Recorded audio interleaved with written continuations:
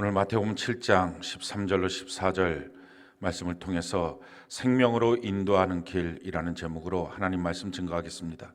살아서 누린 천국, 죽어서 영원히 사는 천국, 마태복음 강의 33번째 시간입니다. 우리의 인생은 수많은 선택을 통하여 이루어집니다.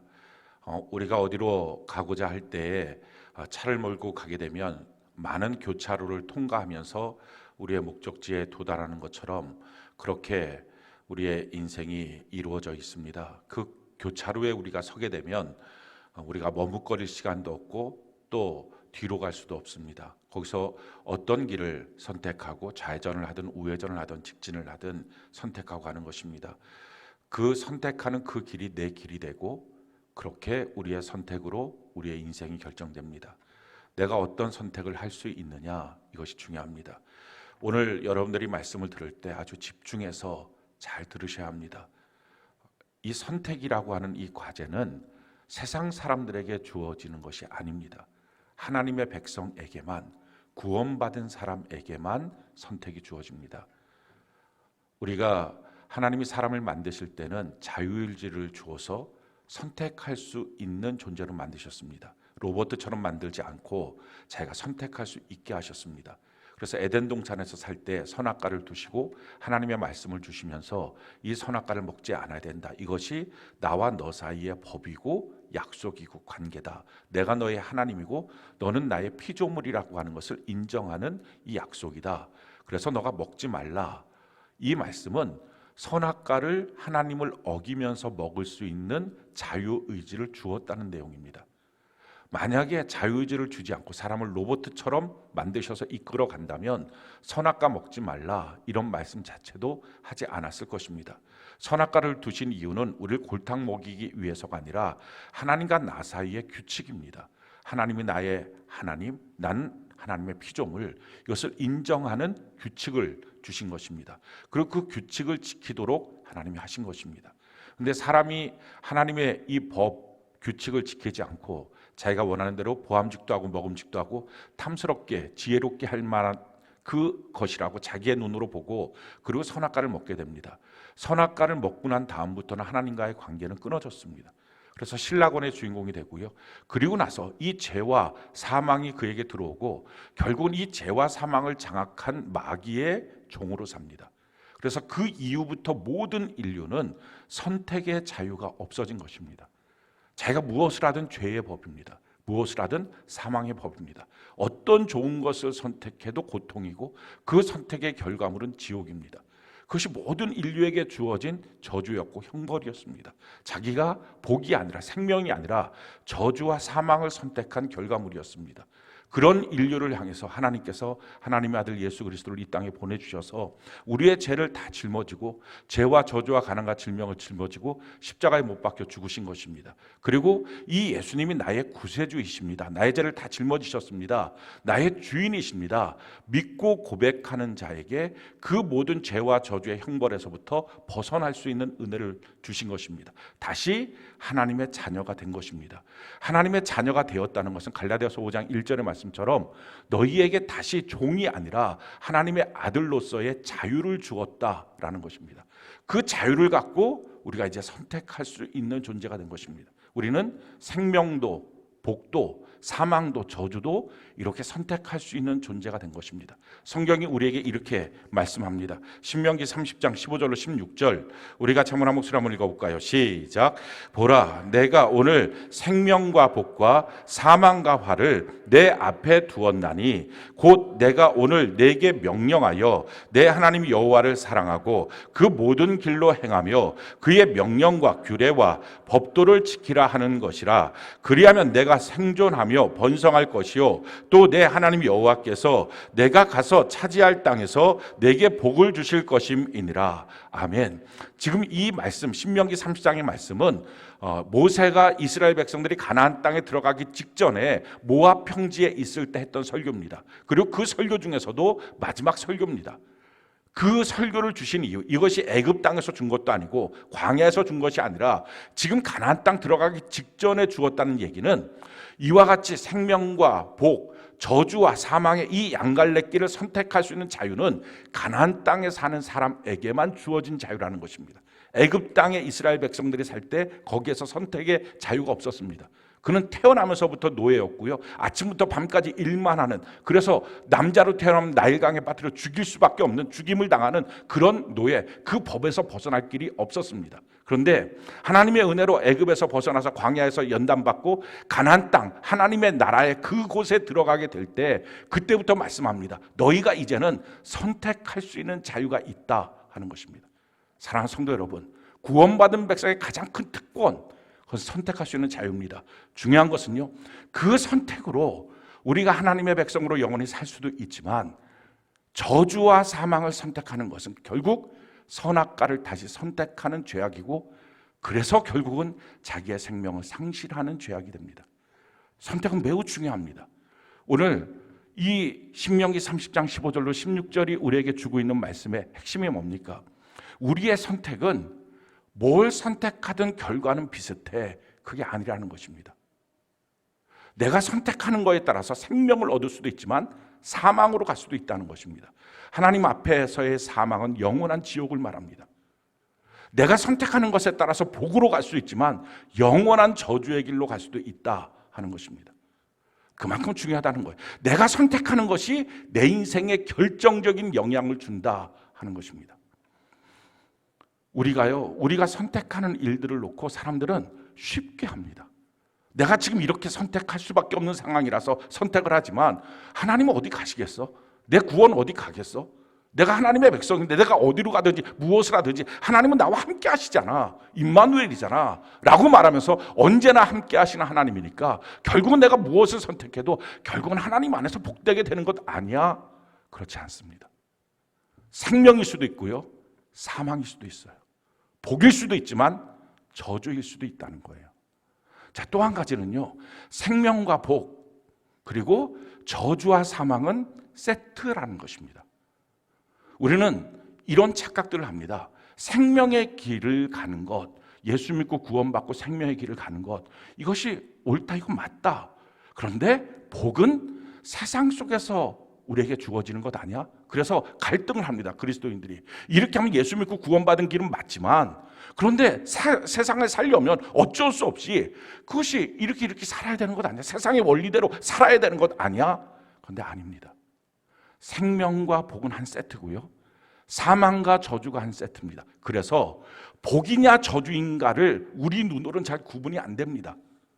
마귀가 자꾸 그걸 속입니다. 이렇게 하면 복된 길 같습니다. 이렇게 하면 넓은 길, 편안한 길, 좋은 길 같습니다. 근데 성경은 말하는 그게 멸망길이라고. 그래서 선택하는 원리가 뭡니까? 생명을 선택하면 복은 따라오는 것입니다.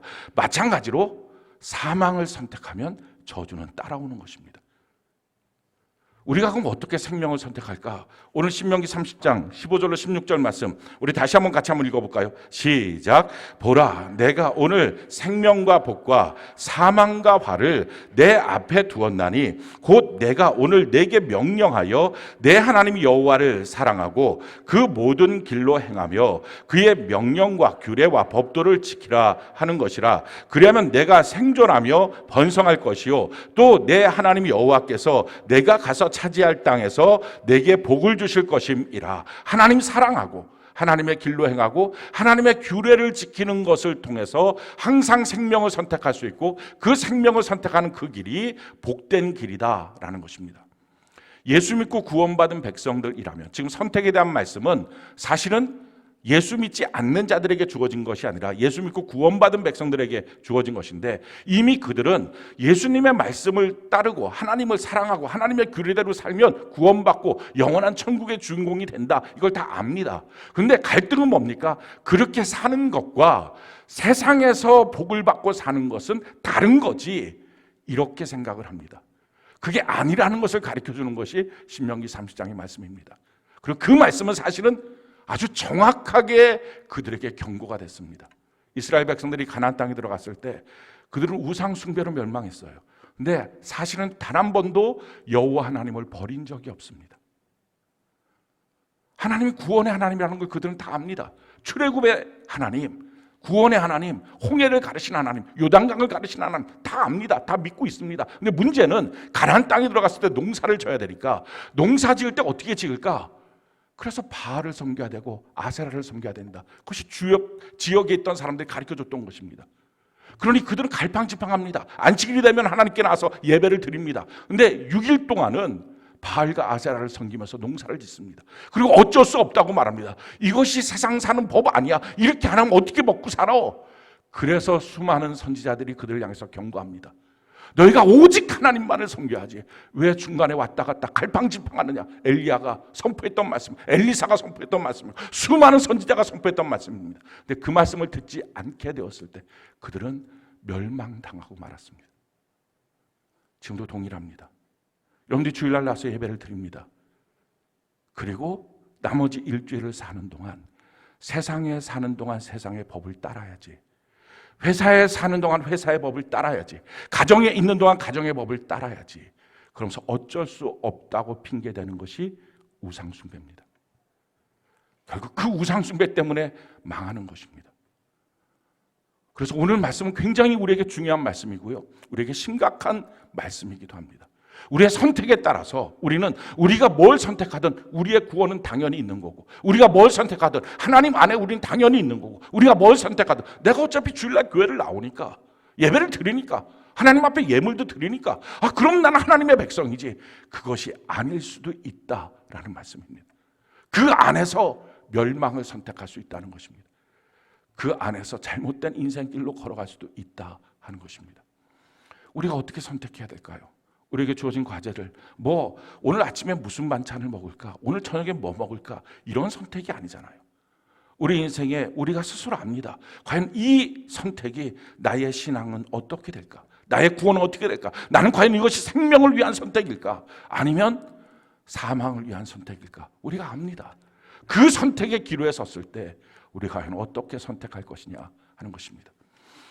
성경은 복된 사람들, 하나님의 백성들의 선택에 대해서 이와 같이 말씀합니다.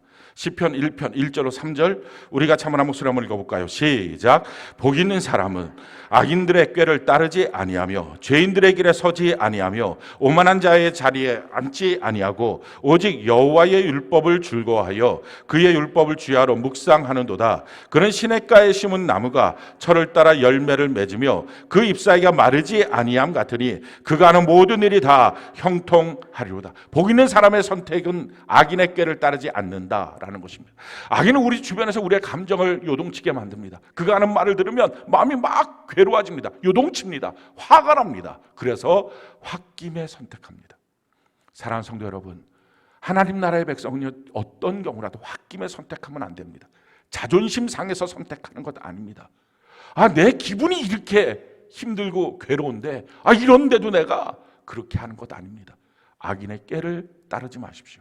두 번째는 죄인의 길에 가지도 않는 것입니다. 수많은 사람들이 걸어가는 그 길, 많은 사람들이 그렇게 선택하고 산다고 우리도 마찬가지로 선택해서는 안 됩니다.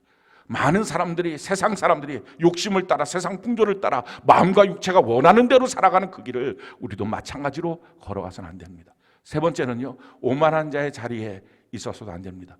뭔가 칭찬을 들었습니다. 사람들이 잘 주목해 봅니다. 내가 그렇고 기분이 좋아졌어요. 그래서 기고만장해졌어요. 뭔가 잘 되는 것 같습니다. 그 마음 갖고 선택하면 안 된다 하는 것입니다. 예수 믿는 사람은 술 안 먹죠.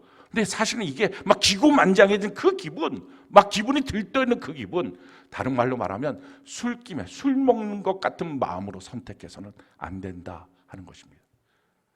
오직 주의 말씀을 주야로 묵상하며 그 말씀이 무엇인지를 잘 깊이 생각하고 말씀으로 선택하는 길을 걸어갈 때 시냇가에 심은 나무처럼 형통한 삶이 있다 하는 것입니다. 자, 그러면 말씀으로 선택한다는 말이 무엇입니까? 오늘 그것을 예수님이 우리에게 가르쳐 주시는 것입니다. 너 좁은 문 좁은 길로 가는 거야 라는 거예요. 자, 좁은 문 좁은 길로 가는 것이 생명의 길입니다. 넓은 길, 그것이 멸망의 길입니다. 좁은 문 좁은 길이라고 하는 말은요, 그것은 나 혼자 통과하는 길이에요. 내 몸뚱아리 하나만 통과하는 길이에요. 북한에 있던 많은 분들이 그 6.25 전쟁이 나기 전에 그 공산 치하로 다 되고 또 나중에 전쟁도 나서 1사후퇴 할 때도 마찬가지였는데 거기서 이제 공산지하에서 살 수 없다고 생각해서 예수 믿는 사람들이든지 뭐 이런 사람들은 살 수 없다고 생각해서 다 남쪽으로 내려왔습니다. 근데 내려올 때 몸뚱아리 하나 갖고 내려왔어요. 자기가 그렇게 귀하게 여겼던 땅 문서 갖고 올 수도 없었고 갖고 온들 아무 소용도 없었고요. 집 한 채 들고 온 사람도 없습니다. 장롱, 자기가 귀하게 여기는 거 뭐 물건 하나도 못 갖고 왔어요. 그냥 몸뚱아리 하나 들고 온 거예요. 좁은 문이라는 말의 뜻, 좁은 길이라고 하는 말의 뜻은요, 아무것도 못 갖고 내 몸뚱아리 하나 가는 길이라는 것입니다.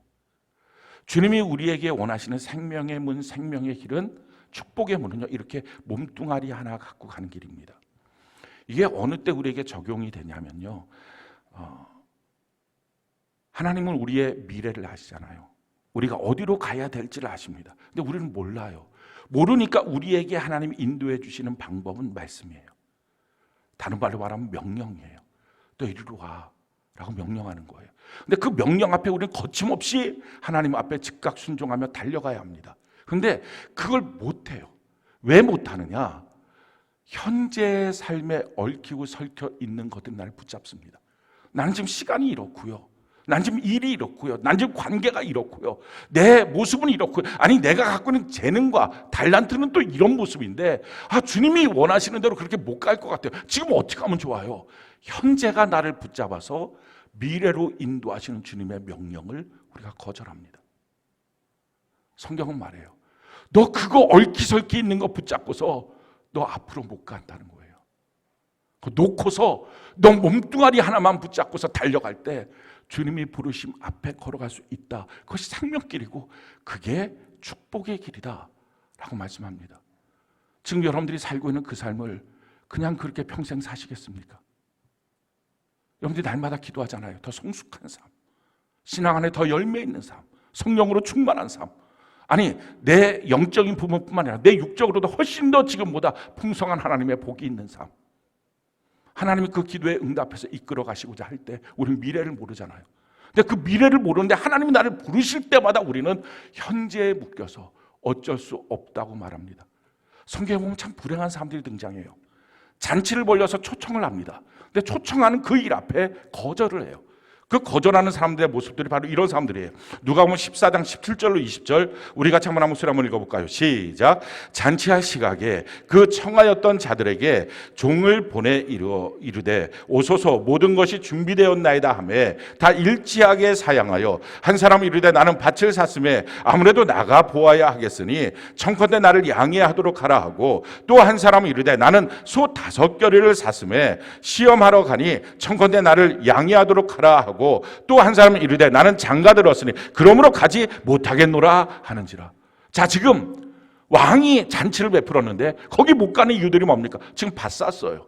지금 소 샀어요. 지금 장가 갔어요. 그래서 내가 해야 돼. 지금 현재의 일들 때문에 못 가요. 라고 말한 거예요. 자, 사람의 부르심 앞에 이 정도는 괜찮습니다. 근데 이것이 하나님의 부르심이라면 하나님이 나에게 풍성한 잔치와 같은 삶을 주시기 위해서 불러주셨는데 지금 내가 밭 샀거든요. 지금 내가 차를 샀거든요. 지금 내가 뭐 여러 가지 인간의 관계에 얽혀 있거든요. 그래서 못 갈 것 같습니다.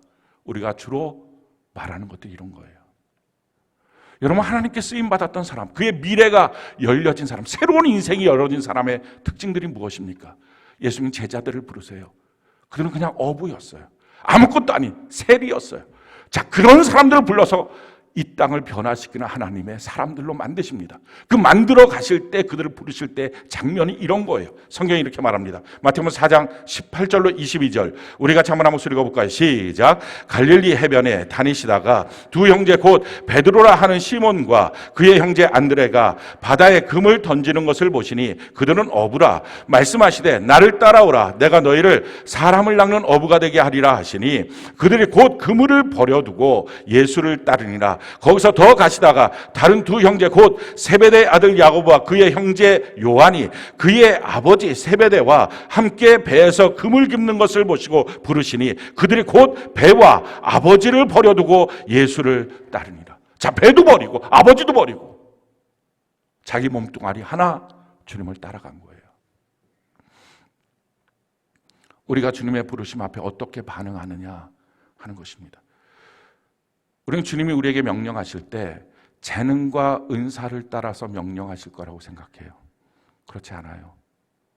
그래서 우리가 거절하는 이유가 뭡니까? 저 그거 잘 못하는데요. 저 거기에 관심이 없었는데요. 한 번도 생각한 적이 없었는데요. 하나님이 이삭을 향해서 거기 멈춰서서 그 흉년의 때 농사지어라. 이삭은 한 번도 농사라고 하는 거에 관심도 없었고 재능도 없었어요. 거기에 달란트도 없었어요. 그는 목동입니다.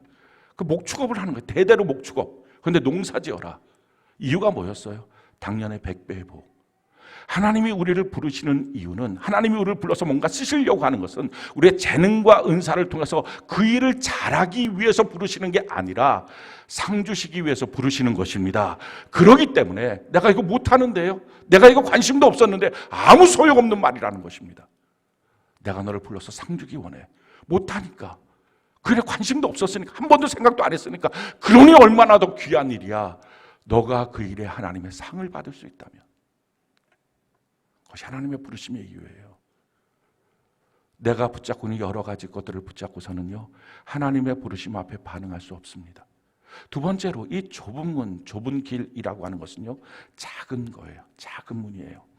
그래서 높아지기만을 원하면, 막 위로 달려가기만을 원한다면 그 길은 우리가 잘 발견하지 못해요. 우리가 왜 자꾸 하나님이 원하시는 선택을 못하고 엉뚱한 잘못된 선택을 할까? 관역이 있는데 그 관역으로 활을 쏴서 화살을 딱 꽂혀야 되는데 그걸 못하고 엉뚱한 데 빗나가는 인생을 살까? 이 빗나가는 인생이라고 하는 말 뜻이 하마르티아입니다. 이게 죄예요. 그럼 우리의 선택이 잘못했으면 잘못한 선택이라고 그냥 실수라고 말하는데 성경은 그게 죄라는 거예요. 그리고 그 죄가 하나님으로부터 분리될 수 있다라는 것입니다. 자, 이렇게 왜 잘못된 어긋난 선택들을 할까요? 성경은 말합니다. 그것이 너의 높아진 마음, 욕심 때문이다 라는 거예요. 성경이 우리에게 이와 같이 말씀합니다. 야고보서 1장 15절로 17절, 우리 같이 한번 한 목소리 한번 읽어볼까요? 야고보서 1장 15절로 17절 같이 한 목소리 시작. 욕심이 잉태한 즉 죄를 낳고 죄가 장성한 즉 사망을 낳느니라. 내 사랑하는 형제들아, 속지 말라. 온갖 좋은 은사와 온전한 선물이 다 위로부터 빛들의 아버지께로부터 내려오나니 그는 변함도 없으시고 회전하는 그림자도 없으신. 욕심 때문에 주님이 원하는 게 아니라 엉뚱한 걸 선택하는 거예요. 그리고 그 선택은 내가 선택해도 하나님은 회복시켜 주셔. 내가 뭘 하든지 하나님은 우리 안에 계셔서 나한테 복을 주셔. 그게 아니라 사망으로 간다는 거예요. 아마도 아담도 그런 생각했을 거예요. 내가 선악과를 먹는다고 하나님 날 버리겠어? 에덴 동산 날 위해서 만드신 건데 하나님과 나와의 관계가 어떤 관계인데, 내가 이 선악과 먹는다고 하나님 날 돌이키고 붙잡아주고 가르쳐주겠지, 날 버리겠어? 근데 아니에요. 우리의 선택을 하나님 존중하십니다. 내가 사망을 선택하면 돌이키게 하는 게 아니라 사망으로 가게 합니다. 그래서 선택이 너무 중요하다는 거예요. 내가 어떤 선택을 할 것인지, 내가 그냥 생명을 위한 선택인지 사망을 위한 선택인지. 근데 왜 내가 엉뚱한 선택을 합니까? 욕심 때문에. 세상의 욕심들이 들어와서. 그래서 성경이 우리에게 이렇게 말씀합니다. 하나님 안에서 모든 좋은 것이 오는 거야. 너가 욕심 부려서 무엇인가 얻는 게 아니야 하고 말씀하시면서 요한 1서 2장 15절로 16절, 우리가 한번 한 목소리 한번 읽어볼까요? 시작. 이 세상이나 세상에 있는 것들을 사랑하지 말라. 누구든지 세상을 사랑하면 아버지의 사랑이 그 안에 있지 아니하니 이는 세상에 있는 모든 것이 육신의 정욕과 안목의 정욕과 이생의 자랑이니 다 아버지께로부터 온 것이 아니요 세상으로부터 온 것이라. 이 세상 사랑하면 하나님의 사랑이 사라지고 만다는 거예요. 우리가 갖고 있는 이런 잘못된 생각들이 많아요. 내가 세상을 향해서 이렇게 달려가도 여전히 내가 하나님을 사랑하고 믿고 있는 믿음은 있을 거라고 생각해요. 내가 주일날 예배를 잘 안 드려도 내 신앙이 어디 가겠어라고 말해요. 근데 성경은 말해요. 너가 세상 사랑하면 하나님 사랑은 너 안에서 없어지고 말아. 그러니 예배당 오는 것도 힘들고 주일날 와서 예배 드리겠다, 이것도 너무 어려운 발걸음이 되고. 왜 자꾸 어려워질까요? 그러면서 이유와 핑계를 여러 가지로 대죠. 뭐 이렇고 저렇고 저렇고. 아니에요. 하나님 사랑이 그 마음에서 없어졌기 때문이에요. 그게 위기예요. 이 세상에 있는 정욕들, 육신의 정욕, 안목의 정욕, 이생의 자랑, 이런 것들이 우리 마음을 끌고 가서 결국은 하나님 사랑을 상실하고 마는 것입니다. 그래서 어떻게 보면 이 좁은 문, 이것은 아주 작은 문인데요. 그래서 어떤 사람들 속에서, 그러니까 예수 믿는 사람들 가만히 보면 믿게 된 경로를 보면 좀 실패했을 때, 좀 마음이 슬퍼졌을 때, 낮아졌을 때, 어려워졌을 때, 이럴 때 주로 예수님을 믿고 예수를 믿겠다는 결단을 합니다. 왜냐하면 낮아지고 나니까, 이제 자기의 마음속에 욕심을 버리고 나니까 그제서야 보여지는 문이에요.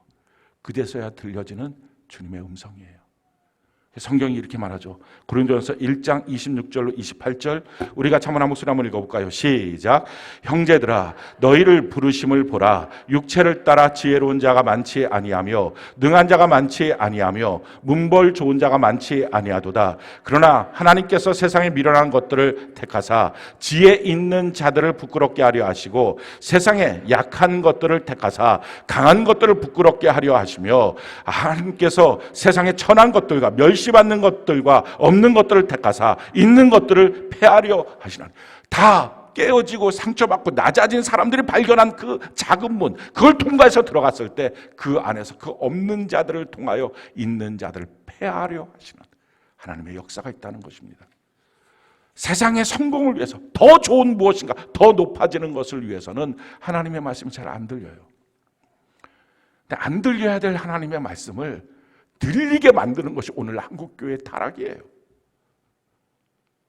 너가 어떻게 살던 예수 한번 믿었으면 구원받는 거야.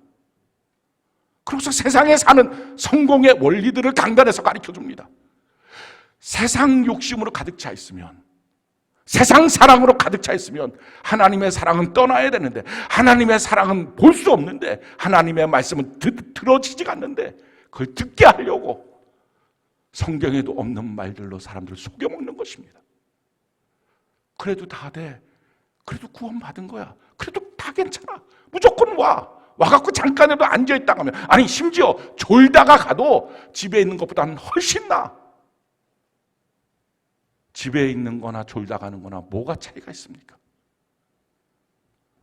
내가 하나님을 마음을 다하여 사랑하지 않으면 하나님이 어찌 그 사랑을 받아줄 수 있습니까? 내 성품을 다하고 목숨을 다하여 주님을 따르지 않으면 어찌 그것을 하나님이 받아줄 수 있습니까? 하나님은 거지가 아니에요. 우리가 하고 싶은 대로 하다가 한두 푼 던져주는 동냥할 수 있는 대상이 아닙니다. 왕이신 하나님, 그분 앞에 있는 것입니다. 사랑하는 성도 여러분, 우리가 낮아질 수 있다는 것은요, 하나님이 우리를 낮추시고 있다는 것은요, 그래서 축복이에요. 무엇인가 여러분들의 인생에 실패가 있고 좌절이 있고 슬픔이 있었다는 것, 내 꿈대로 안 됐다는 것은 그래서 귀한 일이에요. 왜냐하면 내가 낮아져서 주님이 주신 그 작은 문이 보일 수 있기 때문이에요. 그리고 그 문으로 들어갈 수 있도록 하나님의 은혜가 베풀어지는 것입니다. 그래서 성경이 우리에게 이렇게 말하죠. 신명기 8장 16절, 우리가 자문한 목소리 한번 읽어볼까요? 시작. 내 조상들도 알지 못하던 만나를 광야에서 내게 먹이셨나니 이는 다 너를 낮추시며 너를 시험하사 마침내 내게 복을 주려 하심이었느냐. 마침내 그 낮추심을 통하여 복을 주신 하나님. 그래서요, 낮아졌을 때 뭐래도 한번 내가 더 올라가 보겠다고 지푸라기라도 잡겠다는 심정으로 발버둥 치지 마십시오. 도리어 그 시간에 잠잠히 하나님 앞에 나가십시오. 하나님의 은혜를 구하십시오. 하나님 과연 나에게 원하시는 것이 무엇인지를 들으려고 해보십시오. 그때부터 주님이 말씀하시는 생명의 길이 보이기 시작해요. 이 좁은 문 좁은 길이라고 하는 말은요, 핍박도 있고 조롱도 있고 멸시받는 길이라는 것입니다. 그래서 사람들이 싫어하는 길이라는 거예요. 근데 우리가 꼭 기억해야 될 것은요, 하나님이 그렇게 만드신 게 아니에요. 하나님이 하나님을 따라가는 길이 이렇게 힘들도록, 그래서 여러 가지 방해물들을 만들어 놓고 그걸 막 미션을 줘서 통과하는 것처럼, 그게 통과하고 또 통과하고 또 통과하고 너 잘했다 이런 게 아니에요. 원래 하나님은 십자가 앞에서 다 이루었다 말씀하시고 우리는 믿기만 하면 되는 걸로 만들어 놓으신 것입니다. 그런데 마귀가 우리가 믿고 생명을 얻고 구원을 얻고 주의 복을 받는 것을 너무 싫어하니까 우리로 하여금 그 신앙을 가지 못하게 하기 위해서 우리 주변에 있는 나랑 가장 친밀한, 그래서 내가 가장 영향받을 수 있는 그런 어떤 사람들과 일들을 통해서 마귀가 너무 잘하니까 이걸 갖고 나를 방해하는 것입니다. 나를 못 가게 결박하는 거예요.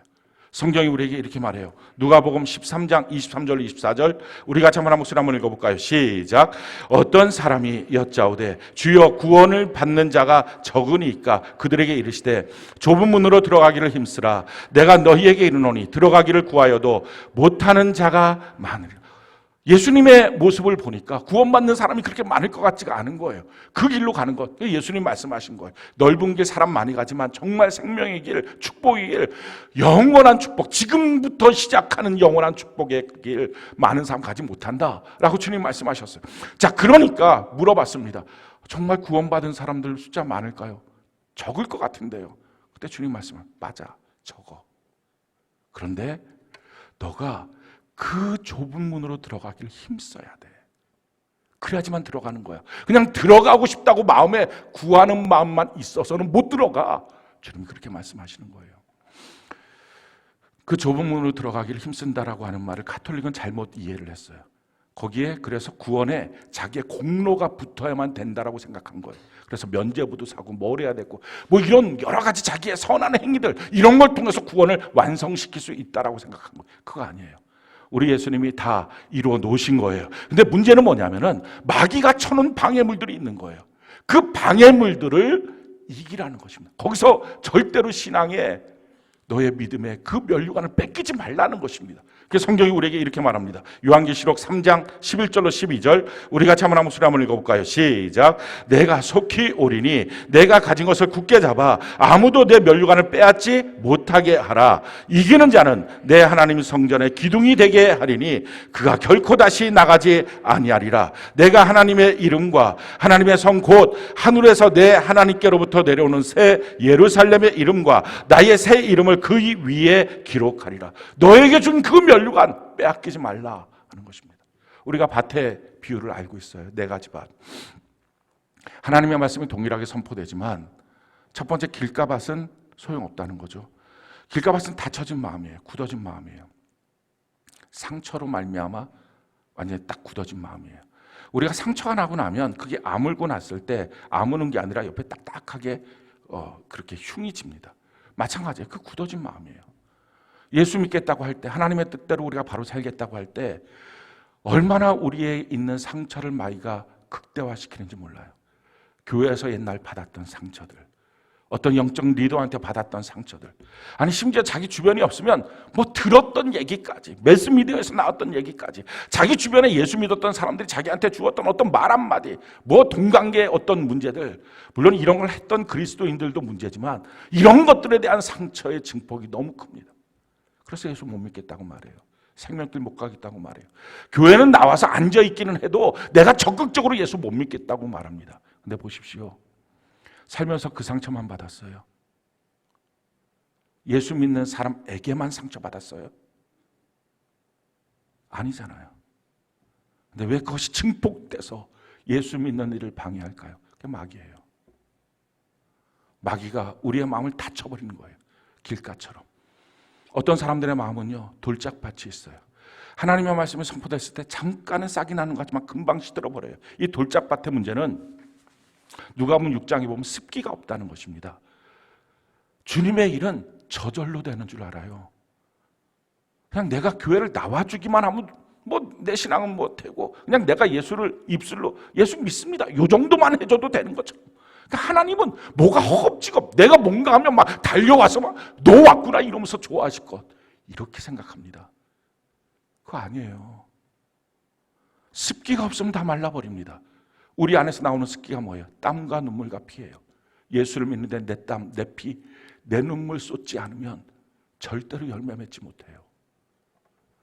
그렇게 게으르게 만들어서 나태하게 만들어서 세상 거에다가는 온갖 피와 눈물과 땀 다 쏟지만 주님을 향해서는 하나도 없으니 그 안에서 아무것도 이루어지지 않는 것입니다. 가시밭길이 있어요. 그 가시밭이라고 하는 것은 세상의 염려, 걱정, 근심, 돈에 대한 욕심들 이런 것들입니다. 이런 것들이 우리의 마음을 다 장악해서 그걸 다 누가 만들어? 마귀가 만드는 거예요. 마귀가 이렇게 만들어 놓으니까 주님의 길을 못 가는 것입니다. 그래서 예수 따라가는 길이 험한 길처럼 여겨지는 거예요. 힘든 길처럼 여겨지는 거예요. 근데 안 그래요. 아마 여러분들의 신앙생활 속에서 다 알 것입니다. 험하고 힘들다고 생각하는 거 자기가 한두 번 이기잖아요. 하나도 험하지 않아요. 너무 쉬운 길이고, 아니 거기서 한 걸음 더 나가서 너무 행복한 길이에요. 성경이 우리에게 이와 같이 말씀합니다. 요한복음 10장 9절로 10절, 우리 같이 한번 목소리 한번 읽어볼까요? 시작. 내가 문이니 누구든지 나로 말미암아 들어가면 구원을 받고 또는 들어가며 나오며 꼴을 얻으리라. 도둑이 오는 것은 도둑질하고 죽이고 멸망시키는 것뿐이요, 내가 온 것은 양으로 생명을 얻게 하고 더 풍성히 얻게 하려는 것이라. 오직 주님만이 문이에요. 그걸로 오고 가면서 하나님의 풍성함을 얻습니다. 마귀가 오는 것은 도적질하고 죽이고 멸망시키려는 것입니다. 아마 여러분들이 말씀을 들었을 때 이런 생각을 할 것입니다. 그렇죠. 신앙생활 핍박도 있고 조롱도 있고 멸시도 있어도 하나님 바라보는 마음을 갖고 그 믿음을 갖고 열심히 달려가야 천국이 있죠. 힘써 열심히 달려가야 천국이 있죠. 맞습니다. 거기까지는 아마 다 동의하실 것입니다. 그 길이 축복의 길이라고는 생각을 안 하는 거예요. 그래서 신앙생활 갈등하는 거예요. 그 길이 가정 회복의 길이라고 생각을 안 하는 거예요. 그 길이 물질 회복의 길이고, 그 길이 질병에서부터 건전함을 받는, 그 길이 관계 모든 부분의 회복의 길, 하나님 안에서 명성을 얻는 길이라고 하는 것을 믿지 못하는 거예요. 유대인들처럼 구원은 여호와께, 삶은 바알에서. 그래서 신앙생활 올인이 안 돼요. 갈등하는 거예요. 자꾸 힘든 거예요. 이렇게 하면 내 삶은 어떻게 돼? 이렇게 하면 내 가정은 어떻게 돼? 이렇게 하면 내 직장 생활은 어떻게 돼? 사랑하는 성도 여러분, 여러분들 이미 다 알잖아요. 뭐가 선도하는 인생이 복입니까? 성경이 우리에게 이렇게 말씀하죠. 요한 3서 1장 2절, 우리 같이 한번 목소리 한번 읽어볼까요? 시작. 사랑하는 자여, 내 영혼이 잘됨 같이 내가 범사에 잘되고 강건하기를 내가 간구한. 이 말씀 모르는 사람 누가 있나요? 다 아는 말씀이에요. 그리고 우리가 다 압니다. 내 영혼이 잘 되고 그러면 범사가 되고 강건한 하나님의 축복이 따라오지, 다 압니다. 그런데 문제는 나의 선택의 삶 속에서 적용이 안 되는 거예요. 영혼을 위해서는, 천국을 위해서는 이렇게 선택하는 게 맞지만, 내 회사를 위해서는, 월급을 위해서는, 돈을 위해서는, 먹고 살기 위해서는 그렇게만 선택을 어떻게 합니까? 라고 말해요. 영혼이 잘된 같이 범사가 되고 강건하다고 분명히 알고 있음에도 불구하고 영혼은 영혼이고 범사와 강건은 강건이고, 그러니까 생명과 복을 나눠놓고 생각하니까 하나님 앞에 올인하여 하나님을 사랑하고 하나님의 말씀을 지키고 하나님의 길로 온전히 걸어가야 된다는 것을 우리가 자꾸 더디하고 목타고 괴로워하고 힘들어하는 것입니다. 그렇게 마귀가 우리를 다 속여놓은 거예요. 그래서 신앙생활이 어렵고 힘들다고 생각하는 거예요. 복을 받는 세상과 정반대로만 간다고, 하나님의 말씀은 내 회사 생활과 정반대로만 간다고, 하나님의 말씀은 항상 내 가정 생활과 반대로만 간다고, 그래서 말하는 거예요. 무식한 남편이 너 교회야 나야, 너 교회야 가정이야. 이런 무식이 충만한 사람이 어디 있습니까?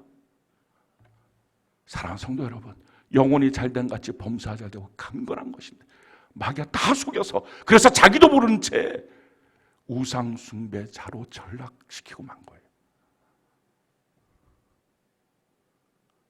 여러분들은 어떻습니까? 여러분들은 여러분들의 선택의 기로에 놓였을 때 하나님을 선택하는 것, 생명을 선택하는 것, 거기 안에 모든 복이 있다, 거기 안에 범사와 강건함의 모든 것이 있다, 이걸 정말 믿기에 올인하십니까? 아니면 주저주저 하십니까? 반쯤은 구원은 받아야 되니까, 천국은 가야 되니까, 반쯤은 이 땅에도 살아야 되니까 여호와도 섬기고 바알도 섬기는, 갈멜산에서 엘리야가 선포했던 너희가 언제까지 머뭇머뭇하려느냐, 너희가 하나님이 온전한 하나님이라고 믿고 있다면 하나님을 선택하고, 하나님 너 바알 선택해라, 이것도 저것도 아니면서 성전을 들락달락 거리지 말라 라고 말씀합니다. 무엇을 선택하십니까? 무엇을 선택하는 믿음이 살아있습니까?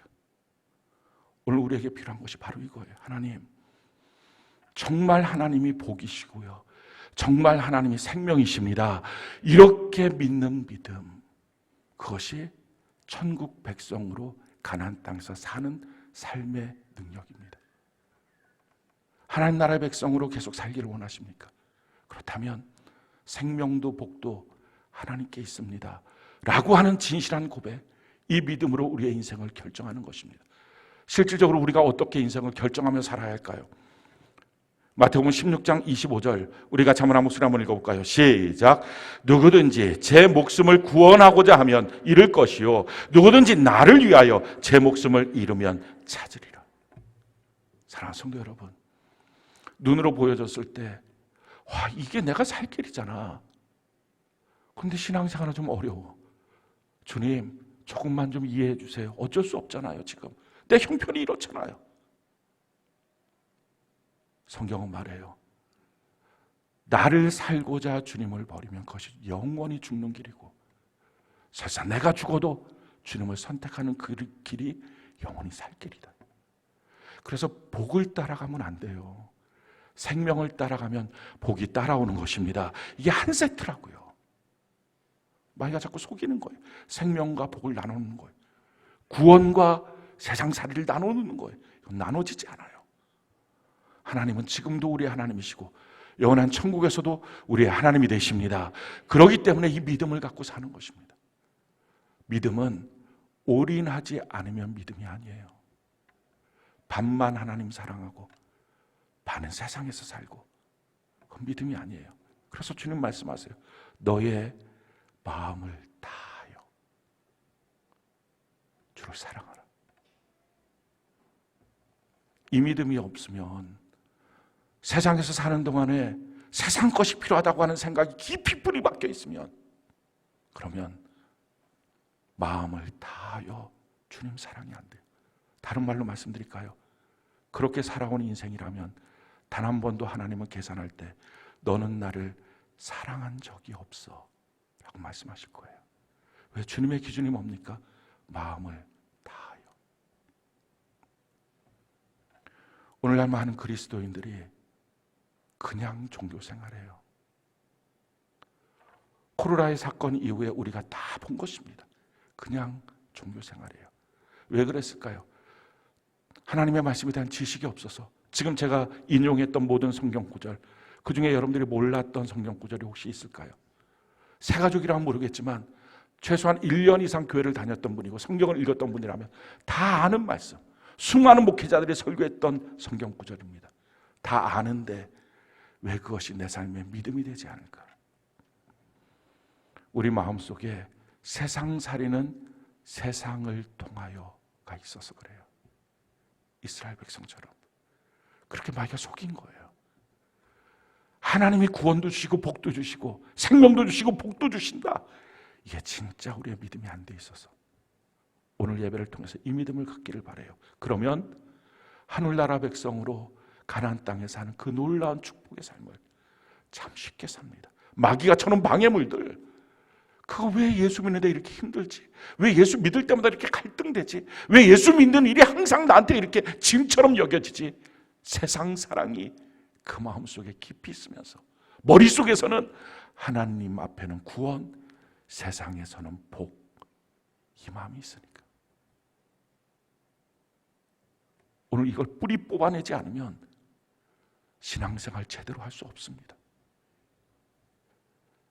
우리 다시 한번 읽어볼까요? 마태복음 16장 25절 우리 같이 한번 한 목소리 한번 읽어봅시다. 시작.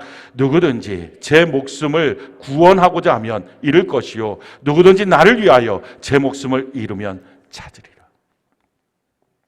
그래서 이 믿음을 우리가 24시간 365일 주님 만나는 그날까지 평생 가지면서 어떤 어려운 결단 안에서도 그 믿음으로 선택하고 또 선택하고 가야 되는 거예요. 이게 천국의 삶이에요. 근데 우리 안에서 이게 요동칠 때가 너무 많아요. 무슨 사건 하나만 터져도 또 요동치고 또 요동치고. 하나님께서 요단강 건너는 그 이스라엘 백성들을 향해서 명령하셨어요. 건너는 방법, 배도 없고 아무것도 없는데 40m의 그 강폭에 물 깊이가 그게 한 5m, 10m 되는 그 깊이의 물을 어떻게 건널 것이냐 하나님 말씀하십니다. 제사장들이 벗개를 짊어지고 요단강으로 먼저 건너가라. 그리고 가운데 서로. 그럼 그렇게 가운데 서면 그럼 물이 갈라져서 이스라엘 백성이 다 건너갈 거야. 하나님의 명령 앞에 걸어갑니다. 발등에 차고 무릎에 차고 허리에 차고 점점 위험하다는 생각이 듭니다. 가슴에 차고 그것이 콧등까지 차서 물이 자기 코에 넘어갔다 들어왔다 넘어갔다 들어왔다 죽을 것 같은 그 순간에 법궤는 높이 올려서 물에 젖지 않게 하고, 그런데 그 순간부터 물이 갈라지는 거예요. 우리가 발등에 찰 때 정도는 하나님을 위해서 선택할 수 있다고 합니다. 허리에 찰 때는 더 갈등되고 가슴에 찰 때는 더 위험해지고 내 얼굴까지 올라오는 순간부터는 야, 이걸 내가 어떻게 해? 왜 이렇게 고통스럽게 만들어? 예수 믿는 길이 왜 이렇게 힘들어? 그런데요, 그게 아니에요. 그게 그 요단강을 건너는 길이고, 그게 여리고성을 무너뜨리는 길입니다. 그게 축복의 땅을 얻는 길이에요. 방법은 뭐예요? 혼자선 그거 못해요. 자기 혼자의 믿음은 언제든지 흔들려요. 그랬을 때 함께하는 믿음이 될 때 그걸 넉넉히 이겨갈 수 있어요. 그 함께하는 공동체 안에서는 그 요단강을 먼저 건너간 사람이 있는 거예요. 나도 그랬었어. 나도 숨이 막혀질 때까지 그 길로 갔었어. 근데 그 다음에 주신 하나님의 은혜가 있었어. 하나님의 말씀을 우리가 같이 보자. 말씀으로 격려받고 힘을 얻는 것. 성경은 우리에게 이렇게 말합니다. 에베소서 3장 6절 우리 같이 한번 목소리 한번 읽어볼까요? 시작. 이는 이방인들이 복음으로 말미암아 그리스도 예수 안에서 함께 상속자가 되고 함께 지체가 되고 함께 약속에 참여하는 자가 되면 함께 상속자가 되는 것입니다. 함께 지체가 되고 함께 하나님의 약속에 들어갈 수 있는 자가 되는 것입니다. 사랑하는 성도 여러분, 혹시 여러분들 아직도 셀교회가 뭐 내게 무슨 의미야 라고 생각하신 분이 있다면 아직도 이 믿음의 결단이 없는 사람이고요. 그 믿음으로 하나님의 나라에 살아야 된다는 것이 없는 것이고요. 아직도 교회는 종교적인 의미 이상도 이하도 아닌 사람일 것입니다. 근데 이제부터 믿음으로 살아야 되겠다고 결단하면 함께 하지 않으면 못 갈 것 같다는 마음이 분명히 듭니다. 신앙생활 함께 하는 것입니다. 격려도 필요해요. 좀 더 가라고, 좀 더 들어가도 된다고, 괜찮다고, 안 죽는다고, 하나님이 복이라고, 하나님이 생명이라고. 어느 때는요, 내 마음이 흔들리고 그럴 때 권면도 필요해. 너 지금 잘못했다고, 그러면 안 된다고. 성경이 우리에게 이렇게 말합니다. 히브리서 10장 24절 25절 우리 같이 한번 목소리 읽어볼까요? 시작. 서로 돌아보아 사랑과 선행을 격려하며 모이기를 피하는 어떤 사람들의 습관과 같이 하지 말고 오직 권하여 그날이 가까움을 볼수록 더욱 그리하자. 모이기를 피하지 말고 마지막 때가 되면 될수록 더욱 격려해 줘야 된다는 것입니다. 격려뿐만 아니라 권면도 필요해요.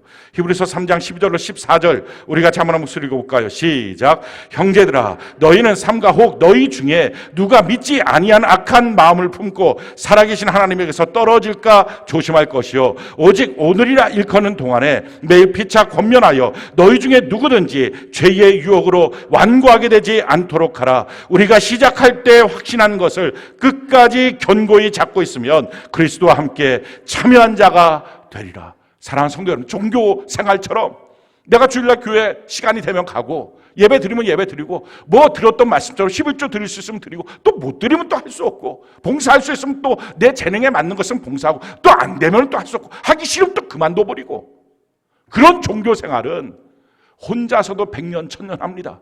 왜? 믿음의 결단을 할 이유가 없으니까.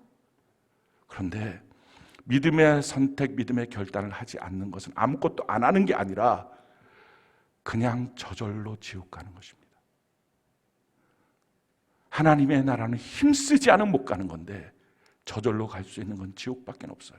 우리가 가만히 있는데도 그게 가만히 있는 선택이 된 거예요. 세상의 탕류에 따라서 흘러가는 선택. 제대로 믿음으로 살고자 할 때는 그때 깨닫습니다. 어떻게 내 결심 갖고 평생 살 수 있지? 내가 아무리 성령의 충만함을 받아도 내 마음이 변질되면, 근데 그 변질될 때 내가 잘못된 선택을 하면 내 영혼이 불쌍해서 어떡하지? 함께 가는 거예요. 신앙생활. 사랑하는 성도 여러분, 예수님 말씀하십니다. 생명의 길, 좁은 문, 좁은 길이다. 사람들은 그 길 잘 찾지 않는다. 교회를 나와도 한국 땅에 이제 예수 믿고 교회 다니는 사람 퍼센테이지 한 6분의 1 정도 될까요? 예전엔 4분의 1이었는데 훨씬 더 줄었죠.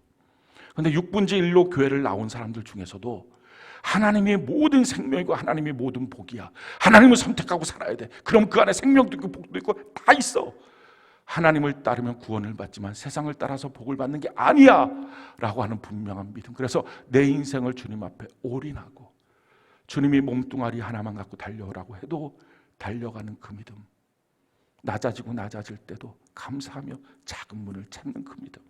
핍박과 고통이 있을 때도 내 마음을 만져가며 옥토 만들어서 마귀가 쳐놓은 방해물들 앞에 내가 절대로 무너지지 않겠다고, 주님 내게 주는 이 믿음의 면류관을 붙잡고 내가 끝까지 가겠다고 하는 사람의 퍼센테이지, 주님 말씀하시잖아요. 사람들이 잘 찾지 않는다. 너무 적다. 근데 우리 어떻게 할까요? 넓은 길로 가고 많은 사람들이 가는 길로, 멸망의 길로 갈까요? 아니면 사람들한테 별로 인기 없는 것처럼 보여도 우리가 다 알잖아요. 고백하잖아요. 하나님만이 복이십니다. 하나님만이 생명이십니다. 하나님을 믿는 길이야말로 우리의 영육간의 복입니다. 금생과 내생의 복입니다. 다 알았던 이 신앙의 고백, 정말 그거 갖고 우리의 인생을 올인하며 주를 향하여 선택하는 것, 그 길로 갈까요? 성경은 말합니다. 그 길에 대한 머리의 생각과 구함은 있어도 믿음으로 결단하지 못하면, 그 믿음이 없으면 그 길 못 간다는 거예요. 우리 오늘 믿음 구합시다. 그래서 내 평생 사는 동안 난 주님밖에 없어요. 다윗처럼 내 복은 오직 하나님 한 분이십니다. 우리 그 고백을 갖고 우리 평생을 살아가고 함께 이 길을 걸어가는 우리 모두가 되기를 예수님 이름으로 축원합니다.